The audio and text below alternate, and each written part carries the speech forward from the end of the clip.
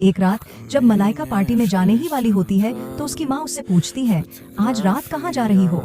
मलाइका जवाब देती है, मैं पैट्सी के साथ पार्टी में जा रही हूँ, 11 बजे तक वापस आ जाऊंगी। यह पार्टी असल में चक और मलाइका की पहली डेट होती है। दोनों खूब बातें करते हैं और एक दूसरे को किस भी करते हैं। चक उसके साथ बहुत अच्छे से पेश आता है। ऐसा लगता है कि दोनों एक दूसरे को पसंद करने लगे हैं, लेकिन यहाँ कुछ और भी चल रहा होता है जिसका खुलासा आगे होता है। कुछ समय साथ बिताने के बाद मलाइका कहती है, मुझे जल्दी घर जाना होगा, नहीं तो माँ डांटेंगी।